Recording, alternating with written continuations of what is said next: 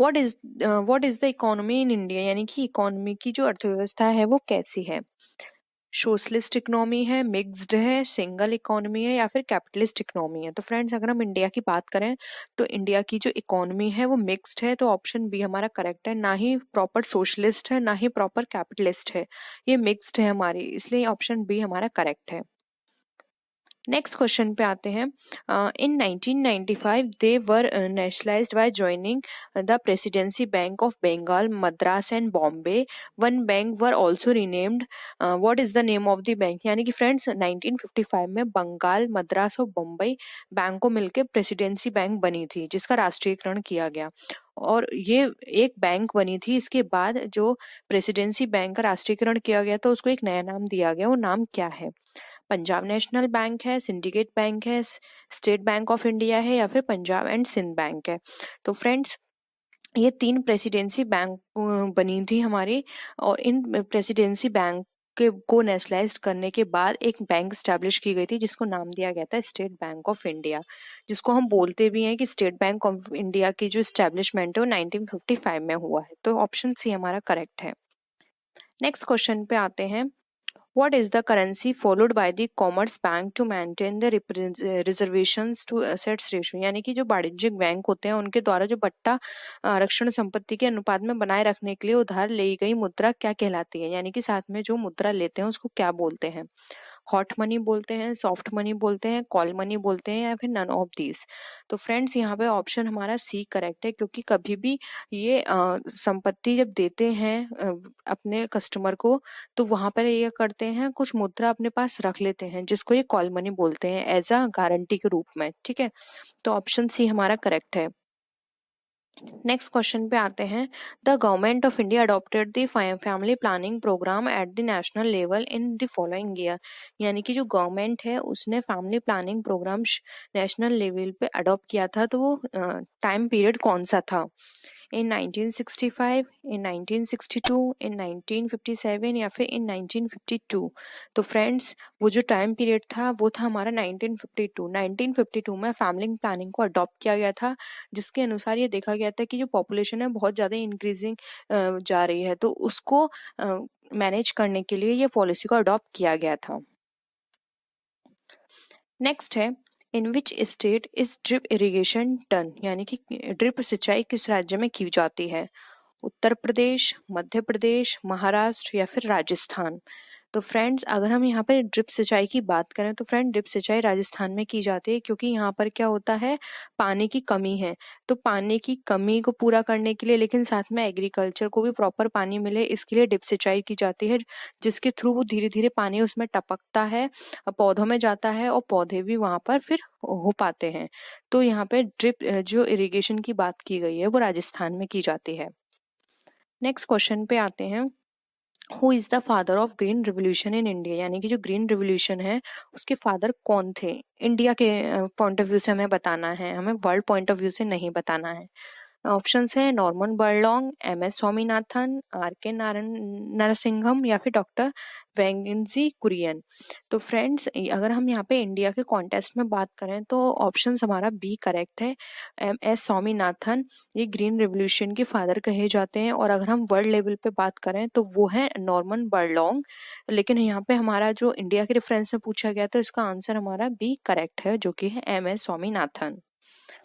Next question पे आते हैं। What is the total value of goods and services produced in a country in a given time period? यानी कि किसी निश्चित समय अवधि में किसी देश में उत्पादित वस्तु सेवाओं के कुल मूल्य को क्या कहते हैं? यानी कि एक टाइम पीरियड के अंदर उस टाइम पीरियड में वस्तु सेवाओं को उत्पादित किया जाता है और उसका जो प्राइस निकाला जाता है, टोटल प्राइस, उसको क्या बोलते हैं? Disposable income, national income, per capita income, या फिर नेट नेशनल इनकम। तो फ्रेंड्स यहाँ पर अगर हम बात करें तो इसको हम बोलेंगे नेशनल इनकम, क्योंकि फ्रेंड डिस्पोजेबल इनकम वो होती है जो हमारे सारे खर्चों को करने के बाद जो हमारे हाथ में बची हुई है, वो डिस्पोजेबल इनकम है। पर कैपिटा इनकम वो होती है जो हम ओवरऑल एवरेज निकाल कर हम पर कैपिटा इनकम निकालते हैं पर पर्सन की। और नेट नेशनल इनकम वो होती है जिसमें से सारे इनडायरेक्ट और डायरेक्ट एक्सपेंसेस को घटा दिया जाता है। तो फ्रेंड्स यहाँ पर सिर्फ ये टोटल इनकम की बात करें तो ऑप्शन बी हमारा यहाँ पे करेक्ट है, जिसको बोलते हैं हम नेशनल इनकम। नेक्स्ट क्वेश्चन पे आते हैं, which one of the following function in an economy is not included in the work of the central bank, यानी कि किसी भी अर्थव्यवस्था में कौन सा कार्य है जो केंद्रीय बैंक के कार्य में शामिल नहीं किया जाता है। Act of foreign currency exchange, यानी कि फ्रेंड्स विदेशी मुद्रा विनिमय का कार्य। मॉनेटरी पॉलिसी कंट्रोल, यानी कि मौद्रिक नीति पर नियंत्रण। गवर्नमेंट स्पेंडिंग कंट्रोल, यानी कि सरकारी खर्च पर नियंत्रण। या फिर एक्ट एज बैंकर्स बैंक, यानी कि बैंकर के बैंक के रूप में कार्य करना। तो फ्रेंड्स यहाँ पर आप याद रखिए कि यहाँ पे नॉट दिया हुआ है, वर्ड नॉट इंक्लूडेड। अगर यहाँ पे नॉट नहीं होता तो हमारा आंसर कुछ और होता। तो यहाँ पर हमें नॉट दिया हुआ है, तो वो है गवर्नमेंट स्पेंडिंग कंट्रोल, यानी कि जो गवर्नमेंट है उसके खर्चों पर नियंत्रण करना। ये आरबीआई का काम नहीं है, किसी भी सेंट्रल बैंक का काम नहीं है। इसका काम होता है बैंकर के बैंक के रूप में कार्य करना, मॉनेटरी पॉलिसी को कंट्रोल करना और फॉरेन करेंसी को एक्सचेंज करना। तो यहाँ पे ऑप्शन सी हमारा करेक्ट है। नेक्स्ट है, what is brown revolution called, यानी कि भूरी क्रांति जो होती है वो किसे कहा जाता है। डेवलपमेंट ऑफ वाटर इंडस्ट्री, यानी कि चारा उद्योगों का विकास। डेवलपमेंट ऑफ मरीन प्रोडक्ट्स, यानी कि समुद्री उत्पादकों का विकास। Development of milk and milk products, यानी कि दुग्ध एवं दुग्ध उत्पादकों का विकास। या फिर development of food processing and soft drink industry, यानी कि भारत में खाद्य प्रसंस्करण एवं शीतल पेयों के उद्योगों का विकास। तो फ्रेंड्स अगर हम यहाँ पर बात की जाए भूरी क्रांति की, तो भूरी क्रांति हमें बताती है development of food processing and soft drink industry in India. ये हमें बताती है फूड इंडस्ट्री। जबकि फ्रेंड्स अगर हम यहाँ पर बात करें मिल्क के प्रोडक्ट के लिए, तो ये मिल्क के प्रोडक्ट के लिए यहाँ पे व्हाइट रेवोल्यूशन रखा गया है। तो यहाँ पे ऑप्शन हमारा क्या हो गया, डी करेक्ट है। नेक्स्ट आते हैं, why mechanization of Indian industry is not possible to a significant level, यानी कि जो भारतीय कृषि जो है किसी महत्वपूर्ण स्तर पर यंत्रीकरण किस कारण से संभव नहीं है। स्मॉल होल्डिंग एरिया, यानी कि छोटे जोत क्षेत्र के कारण। शॉर्टेज ऑफ ट्रैक्टर्स, ट्रैक्टरों की कमी के कारण। फार्मर्स पॉवर्टी, किसानों की गरीबी के कारण। या फिर पीपल्स अपैथी, यानी कि जो लोगों के अंदर उदासीनता है इसके कारण। तो फ्रेंड्स हमारी कृषि में, भारतीय कृषि के अंदर महत्वपूर्ण स्तर तक यंत्रीकरण इसलिए संभव नहीं है क्योंकि यहाँ पर क्या है, स्मॉल होल्डिंग एरिया, यानी कि छोटे क्षेत्र हैं जिसमें हम वो टेक्निक यूज नहीं कर सकते, वो मशीन यहाँ नहीं लगा सकते हैं। इसलिए ऑप्शन 1 हमारा करेक्ट है। नेक्स्ट है, what is says full name, यानी कि जो सेज है उसका फुल नेम क्या है। Small economic zone, social economic zone, special economic zone या फिर सर्विस एंड इकोनॉमिक जोन। तो फ्रेंड्स अगर हम सेस की बात करें तो इसका जो फुल फॉर्म है वो है option C, special economic zones. Friends एक स्पेशल इकोनॉमिक्स जोन वो जोन है, वो यहाँ पे एक ऐसा सेक्टर है जिसके माध्यम से जो छोटे किसान होते हैं या फिर छोटे इंडस्ट्री होती हैं वो अपना माल इनको बेच देती हैं और फिर उनको किसी भी तरह की कोई भी टेंशन नहीं रहती है कि हमारा जो माल बन गया है वो हम अब किस तरह से बाजार में जाके उसको सेल आउट करेंगे।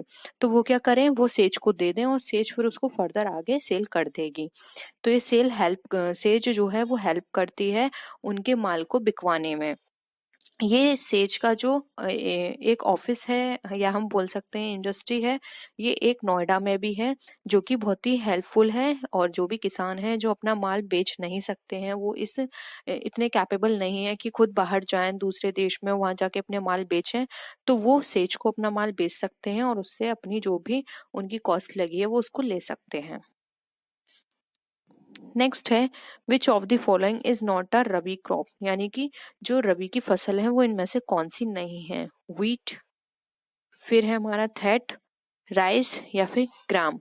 तो फ्रेंड्स हमारा अगर हम यहाँ पे बात करें इसकी रबी क्रॉप की यहाँ पर, तो फ्रेंड्स राइस जो है वो हमारा रबी क्रॉप के अंदर नहीं आता है, जबकि बाकी के ऑप्शंस जो हैं वो हमारे रबी क्रॉप के अंदर आते हैं। नेक्स्ट है, who was the first chairman of planning commission, यानी कि योजना आयोग के प्रथम अध्यक्ष कौन थे। पंडित जवाहरलाल नेहरू, केसी नियोग, प्रोफेसर पीसी महालनोबिस या फिर डॉक्टर राजेंद्र प्रसाद। तो फ्रेंड्स अगर हम योजना आयोग के अध्यक्ष की बात करें तो जो इसके प्रथम अध्यक्ष थे वो थे पंडित जवाहरलाल नेहरू। ये इसके पहले अध्यक्ष थे। नेक्स्ट है consumer goods for which the government spends the maximum amount, यानी कि वह उपभोक्ता वस्तु जिसके आयात के लिए सरकार महत्तम राशि खर्च करती है वो क्या है। फूड इंग्रेडिएंट है वो, यानी कि खाद्य पदार्थ। पेट्रोलियम प्रोडक्ट्स है, यानी कि हमारे पेट्रोलियम पदार्थ। मिनरल्स हैं, यानी कि खनिज पदार्थ। या फिर केमिकल सब्सटेंस है, जिसको हम रासायनिक पदार्थ भी बोलते हैं। तो फ्रेंड्स ऐसे कौन से इसमें हमें बताना है जिसके ऊपर सरकार सबसे ज्यादा खर्च करती है राशि। तो फ्रेंड्स वो है पेट्रोलियम प्रोडक्ट्स, क्योंकि और सारे प्रोडक्ट्स काफी सारे हम हमारे यहाँ ही होते हैं इंडिया के अंदर, लेकिन बहुत सारे ऐसे होते हैं कि हम उन्हें बाहर से मंगाते हैं। तो सबसे ज्यादा जो खर्चा किया जाता है वो किया जाता है पेट्रोलियम प्रोडक्ट पे। नेक्स्ट क्वेश्चन पे आते हैं, which of the following is not a direct tax, यानी कि इसमें से कौन सा डायरेक्ट टैक्स नहीं है। Property tax, occupational, sales tax या फिर कॉरपोरेशन टैक्स। तो फ्रेंड्स अगर हम यहाँ पे बात करें डायरेक्ट टैक्स की, तो फ्रेंड्स सेल टैक्स जो है ये हमारा डायरेक्ट टैक्स नहीं आता है, ये हमारा क्या है, ये इनडायरेक्ट टैक्स है। तो सेल टैक्स इसका ऑप्शन करेक्ट है। नेक्स्ट है the 10th 5-year plan aims to, यानी कि 10वीं पंचवर्षीय योजना थी, उसका क्या उद्देश्य था। डेवलपमेंट ऑफ ह्यूमन रिसोर्स, यानी कि ह्यूमन रिसोर्स का डेवलपमेंट करना। सोशल जस्टिस, यानी कि सामाजिक न्याय। Employment in agriculture and allied sector, यानी कि कृषि तथा संबद्ध क्षेत्र में रोजगार। या फिर इकोनॉमिक डेवलपमेंट, जिसको हम बोलेंगे आर्थिक विकास। तो फ्रेंड्स अगर 10वीं योजना की बात करें तो इसका जो मेन ऑब्जेक्ट था वो था डेवलपमेंट ऑफ ह्यूमन रिसोर्स, यानी कि जो ह्यूमन रिसोर्स है उसका डेवलपमेंट करना, उनको और अच्छी अपॉर्चुनिटी प्रोवाइड करना, ट्रेनिंग एंड डेवलपमेंट उनके लिए देना। तो यहाँ पे ऑप्शन ए हमारा करेक्ट है। नेक्स्ट है in which scheme Panchayati Raj were proposed, यानी कि पंचायती राज किस योजना में प्रस्तावित हुआ। फर्स्ट, सेकेंड, थर्ड या फोर्थ। तो फ्रेंड्स अगर हम पंचायती योजना की बात करें, इनको प्रस्तावित किया गया था तो वो थी सेकेंड पीरियड में पंचायती राज प्रपोज्ड हुआ था हमारा सेकेंड स्कीम के अंदर, जो कि सबसे पहले अगर हम बात करेंगे पंचायती राज कहाँ आया था, तो सबसे पहले आया था ये राजस्थान में। नेक्स्ट हम बात करते हैं who is the ex officio chairman of planning commission, यानी कि योजना आयोग का पदेन अध्यक्ष कौन होता है। President, vice president, prime minister या फिर स्पीकर। तो फ्रेंड्स अगर हम योजना आयोग के पदेन अध्यक्ष की बात करें तो वो होता है हमारा प्राइम मिनिस्टर। अभी हमने फ्रेंड्स ये भी पूछा था कि फर्स्ट इसका अध्यक्ष कौन था, तो वो थे पंडित जवाहरलाल नेहरू, क्योंकि उस टाइम वो उसके प्राइम मिनिस्टर थे। तो जो उस टाइम प्राइम मिनिस्टर होता है वो इसका अध्यक्ष बनता है। Receipt bill is a part of which of the following, यानी कि जो प्राप्त बिल है निम्न में से किसका भाग होता है। लेजर का, ट्रायल बैलेंस का, जर्नल का या फिर फाइनल अकाउंट का। तो फ्रेंड्स प्राप्य बिल जो होते हैं वो हमारे जर्नल का पार्ट होते हैं, तो यहाँ पे ऑप्शन सी हमारा करेक्ट है। नेक्स्ट है why is government interested in accounting information, यानी कि जो गवर्नमेंट है वो अकाउंटिंग इंफॉर्मेशन में इंटरेस्टेड क्यों होती है, यानी उसमें रुचि क्यों लेती है। Government is aware of the business situation in the economy, यानी कि जो सरकार है वो व्यवसायिक स्थिति की जानकारी रखना चाहती है, जानकारी होती है उसको। Political parties are able to collect donations, यानी कि पॉलिटिकल पार्टी जो डोनेशंस है उसको कलेक्ट कर सकती हैं। फॉर हाई टैक्सेशन के लिए, या फिर for tax assessment and defence policy determination, यानी कि कर निर्धारण या फिर रक्षा नीति निर्धारण हेतु। तो फ्रेंड्स सरकार लेखांकन इंफॉर्मेशन जो भी हमारे अकाउंटिंग इंफॉर्मेशन होते हैं उनमें इंटरेस्ट इसलिए देती है क्योंकि उससे इंफॉर्मेशन मिल जाती है कि कंट्री के अंदर जो बिजनेस है उनकी क्या सिचुएशंस है, जिसके अकॉर्डिंग वो पॉलिसी बनाने में उनको हेल्प मिलती है, और साथ ही साथ उन्हें किसी भी तरह की कोई भी प्रॉब्लम होती है तो ईजिली वो उसके लिए एक्शंस ले सकती हैं। तो ऑप्शन ए हमारा करेक्ट है। नेक्स्ट क्वेश्चन है Which of the following is the amount withdrawal for purchase for personal use by the business owners, यानी कि जो अगर कोई भी व्यापारी अपने व्यापार से किसी भी तरह की राशि निकालता है तो उसको लिए हम कौन सा टर्म यूज करते हैं। द कमीशन, इंटरेस्ट, कैश या फिर विड्रॉल।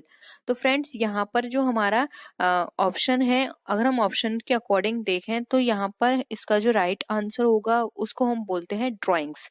लेकिन फ्रेंड्स ऑप्शन में हमारे ड्राइंग्स कहीं भी गिवन नहीं है, तो कमीशन तो ये बिल्कुल हो नहीं सकता, इंटरेस्ट बिल्कुल भी नहीं होगा, और कैश कैश भी नहीं होगा, तो हम इसका राइट आंसर मानेंगे डी, विड्रॉल।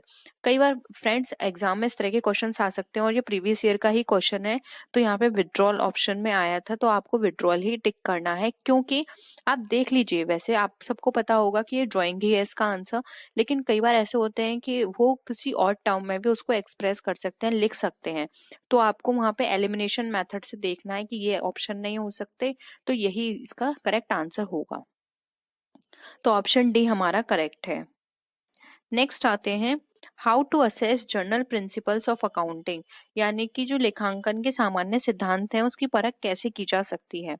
कॉस्ट के बेसिस पर, on the basis of simplicity, on the basis of utility, या फिर on the basis of elasticity.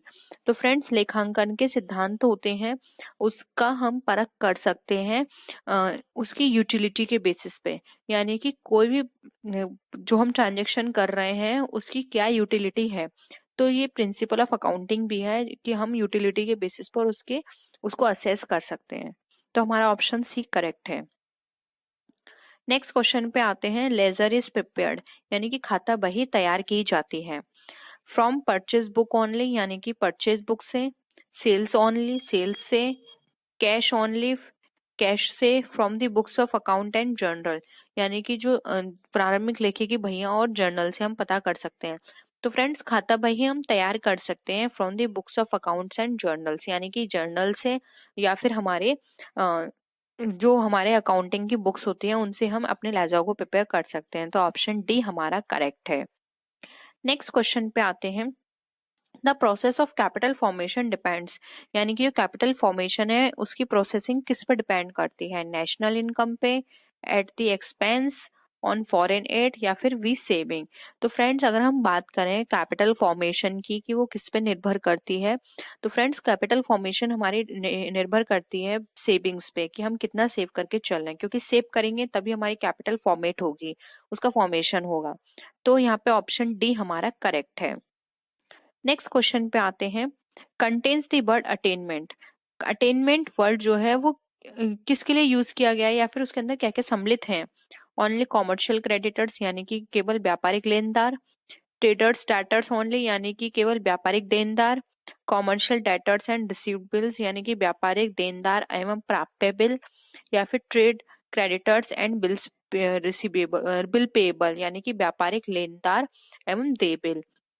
तो फ्रेंड्स पे की हम बात करें तो इसमें सम्मिलित किए जाते हैं commercial debtors and receivable bills, क्योंकि फ्रेंड्स कोई भी देनदार होगा तो वो हमें पैसा देगा, तो प्राप्य हमारे पास आएंगी, और अगर कोई बिल्स होगा रिसीव जो हमने किया है तो उससे भी हमारी जो है अटेनमेंट होगा, यानी कि हमारे पास कुछ हम रिसीव करेंगे उनसे। तो ये दोनों ही चीजों को अटेनमेंट के अंदर इंक्लूड किया गया है। नेक्स्ट क्वेश्चन पे आते हैं, which of the following determines what to do, यानी कि इनमें से कौन हमें निर्धारित करेगा कि हमें क्या करना है, हमारी पॉलिसीज, हमारा व्यू डिजाइन, प्रोसीजर, या फिर एक ऑब्जेक्ट। तो फ्रेंड्स हमें क्या करना है, ये हमें निर्धारण करेंगे हमारे ऑब्जेक्ट, क्योंकि ऑब्जेक्ट के बेसिस पे ही हमें एक आउटलाइन मिल जाएगी कि हमारे ये ऑब्जेक्ट है, अब हमें इस वे में चलना है, हमें इसको टारगेट करना है, इसको अचीव करना है। तो अगर हमें हमारे ऑब्जेक्ट क्लियर पता होंगे तो हमें सारी चीजें पता होंगी कि हमें क्या कैसे करना है। जैसे कि फॉर एग्जांपल हम यहाँ पे बीएड एंट्रेंस एग्जाम की यहाँ पे प्रैक्टिस सेट की बात कर रहे हैं, उसको डिस्कस कर रहे हैं, तो हमारा ऑब्जेक्ट क्या है कि हमें बीएड एंट्रेंस एग्जाम जो है वो क्लियर करना है। तो आपको पता है आपको क्लियर करना है, इसलिए आप ये वीडियो देखोगे। लेकिन अगर आपको लगता है कि हमारा आपको पता ही नहीं है कि आपको कौन सा एग्जाम क्लियर करना है, तो आप इस वीडियो को नहीं देखोगे। तो क्या है, आपको आपका उद्देश्य पता है, उसके अकॉर्डिंग आप वो काम कर रहे हो, यानी उसकी प्रिपरेशन कर रहे हो। तो यहाँ पे ऑप्शन डी हमारा करेक्ट है। नेक्स्ट क्वेश्चन पे आते हैं, the following is a personal account, यानी कि निम्न में से व्यक्तिगत खाता है, बिल्डिंग अकाउंट, पे अकाउंट, गुड्स अकाउंट, या फिर कैपिटल अकाउंट। तो फ्रेंड्स अगर हम व्यक्तिगत खाते की बात करें तो व्यक्तिगत खाते में वो खाते आते हैं जो कि किसी व्यक्ति को रिप्रेजेंट करते हैं, या फिर व्यक्ति द्वारा बनाए गए होते हैं, या फिर व्यक्ति को रिप्रेजेंट करते हैं। तो फिर यहाँ पे जो हमारा ऑप्शन डी है कैपिटल अकाउंट, ये हमारा क्रिएट किया गया है और ये एक व्यक्ति को बता रहा है या एक संस्था को बता रहा है। तो यहाँ पे कैपिटल अकाउंट हमारा राइट आंसर है। नेक्स्ट है प्रीपेड इनकम रिसीव्ड आर, यानी कि जो प्रीपेड इनकम है वो रिसीव्ड की गई है तो वो किस तरह की होती है, एक प्रॉपर्टी की तरह है, एक इनकम की तरह है, एक ऑब्लिगेशंस की तरह है, या फिर नाइदर ऑफ द अबव, यानी कि इनमें से कोई नहीं है। तो फ्रेंड्स अगर हम प्रीपेड इनकम की बात करते हैं तो ये एक ऑब्लिगेशन यानी कि एक दायित्व होती है हमारे लिए कि अब हमने इसको रिसीव कर लिया है एडवांस में, अब हमें इसके लिए ड्यूटी परफॉर्म करनी है। यानी कि कोई भी आपने इनकम रिसीव की है, आपने इनकम तो रिसीव कर ली लेकिन उसके बिहाफ पर आपने कोई काम अभी नहीं किया है, तो आपकी रेस्पॉन्सिबिलिटी आपकी, आपको वो काम करना है। तो यहाँ पे ऑप्शन आपका सी करेक्ट है। नेक्स्ट क्वेश्चन है, cash account will not be affected by, जो कैश अकाउंट है वो हमारा किससे अफेक्ट नहीं होगा। ऑप्शन है कैश पेमेंट टू। फ्रेंड्स यहाँ पे ये गलत टाइप हो गया है, आप यहाँ पे कर लीजिएगा कि जो हमने कैश पेमेंट करेंगे वो होगा हमारा क्रेडिटर को, ठीक है। तो cash payment to creditors, discount received, cash sale, या फिर कैश फ्रॉम डेटर्स। तो फ्रेंड्स हमारा जो कैश होगा जो हमारा अफेक्टेड नहीं होगा वो होगा हमारा डिस्काउंट रिसीव से। हमने किसी भी तरह की डिस्काउंट रिसीव किया है तो उससे हमारे कैश को किसी भी तरह का कोई भी अफेक्ट नहीं होगा वो हमारा। जबकि अगर कोई लेनदार यहाँ पे पेमेंट कर रहा है तो उससे अफेक्ट होगा। हमने लेनदारों को कोई पेमेंट किया है, नगद बिक्री या फिर देनदारों से कोई माल प्राप्त किया है, उससे हमारा अफेक्ट होगा, लेकिन हमारा डिस्काउंट से कोई अफेक्शन नहीं होगा। तो यहाँ पर हमारा बी करेक्ट आंसर है। नेक्स्ट आता है पेटेंट राइट्स। पेटेंट जो है वो अधिकार है कौन सा, रियल अकाउंट का, या फिर पर्सनल अकाउंट, नॉमिनल लेजर, या फिर ऑल दीज। तो फ्रेंड्स जो हमारे पेटेंट होता है वो हमारा पार्ट होता है हमारे रियल अकाउंट का, यानी कि वास्तविक खाते का। तो यहाँ पे ऑप्शन 1 हमारा करेक्ट है। नेक्स्ट क्वेश्चन है, only person accounts and real accounts are shown, यानी कि केवल personal accounts and real account show किए जाएंगे। तो कहाँ शो किए जाएंगे, इन द ट्रायल बैलेंस यानी कि तलपट में, इन फाइनल अकाउंट यानी कि आर्थिक चिट्ठे में, in profit and loss account, या फिर ट्रेडिंग अकाउंट। तो फ्रेंड्स अगर हम पर्सनल एंड रियल अकाउंट की बात करें तो ये सारे हमारे शो किए जाते हैं फाइनल अकाउंट के अंदर। तो यहाँ पे ऑप्शन बी हमारा करेक्ट है। नेक्स्ट क्वेश्चन पे आते हैं, every transaction has an effect, यानी कि प्रत्येक लेन देन का प्रभाव पड़ता है। तो कितनी जगह पड़ता है, 3 साइड, 4 साइड, 2 साइड, या फिर 5 साइड। तो फ्रेंड्स अगर हम लेनदारों की यहाँ पे बात करें वो सॉरी किसी भी लेन देन की बात करें कि कहाँ कहाँ उनका फर्क पड़ता है, तो वो पड़ता है 2 साइड, वो credit side and debit side. क्योंकि हम सब जानते हैं कि ये बेसिक रूल है कि जितने भी ट्रांजेक्शन्स होंगे उनकी 2 साइड होंगी, एक डेबिट साइड होगी, एक क्रेडिट साइड होगी। वन साइड ट्रांजेक्शन्स कोई भी नहीं होगा, ना ही वो वैलिड माना जाएगा। तो ट्रांजेक्शन्स सभी ट्रांजेक्शन्स के 2 साइड होंगे। नेक्स्ट है, installation expenses of a new machine will be debited, यानी कि जो इंस्टॉलेशन किया गया है न्यू मशीन का वो डेबिट होगा। In cash account, cash account में, मशीन अकाउंट यानी मशीन खाते में, in profit and loss account, या फिर इन एस्टैब्लिशमेंट एक्सपेंडिचर अकाउंट, यानी कि जो भी हमारा एस्टैब्लिशमेंट के टाइम पे जो एक्सपेंसेस हुए हैं उसमें, स्थापना व्यय में। तो फ्रेंड्स यहाँ पर अगर हम बात करें कि कोई नई मशीन को हमने स्टैब्लिश किया है और उसका जो अमाउंट है वो कहाँ डेबिट किया जाएगा, तो फ्रेंड्स वो मशीन अकाउंट में किया जाएगा, क्योंकि उसका जो अमाउंट है स्टैब्लिशमेंट का उसको मशीन अकाउंट के अंदर ही इंक्लूड कर दिया जाता है मशीन के प्राइस के साथ। तो ऑप्शन बी यहाँ पे हमारा करेक्ट है। नेक्स्ट है, what is the purpose of the business, यानी कि बिजनेस का क्या उद्देश्य है। यूटिलिटी जनरेशन यानी कि उपयोगिता सृजन, मेकिंग अ प्रॉफिट लाभ कमाना, सोशल रेस्पॉन्सिबिलिटी सामाजिक उत्तरदायित्व, या फिर fulfilment social responsibility while making profit, यानी कि लाभ कमाते हुए सामाजिक उत्तरदायित्व को पूरा करना। यानी कि आप प्रॉफिट तो अर्न कर रहे हो लेकिन साथ में आप सर्विस भी अच्छी दे रहे हो अपनी सोसाइटी को। तो फ्रेंड्स अगर हम बिजनेस के उद्देश्य की बात करें तो यहाँ पे ऑप्शन बी हमारा डी हमारा करेक्ट है, क्योंकि फ्रेंड्स किसी भी यूटिलिटी क्रिएट करना ये उद्देश्य है, लेकिन हमने ये प्राइमरी उद्देश्य नहीं कह सकते, जबकि ऑप्शंस में हमारे प्राइमरी उद्देश्य भी दिए हुए हैं, तो ये नहीं होगा। मेकिंग प्रॉफिट, प्रॉफिट नहीं बनाना, ये तो बिल्कुल भी हम नहीं कह सकते हो। और अगर हम सिर्फ सर्विस की बात करें तो वो भी नहीं है, क्योंकि हर पर्सन बिजनेस करता है प्रॉफिट अर्न करने के लिए।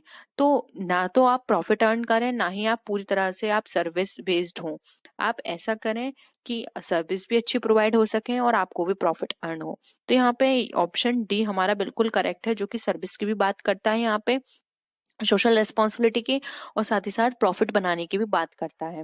तो यहाँ पे ऑप्शन हमारा डी करेक्ट होगा। तो फ्रेंड्स ये थी आज की वीडियो। आई होप आपको वीडियो पसंद आया होगा। वीडियो पसंद आया तो वीडियो को लाइक कीजिए, अपने फ्रेंड्स के साथ शेयर कीजिए, और किसी भी तरह की कोई भी प्रॉब्लम हो तो आप नीचे कमेंट सेक्शन में लिख सकते हैं। हम कोशिश करेंगे जल्द से जल्द उसको पूरा करने की।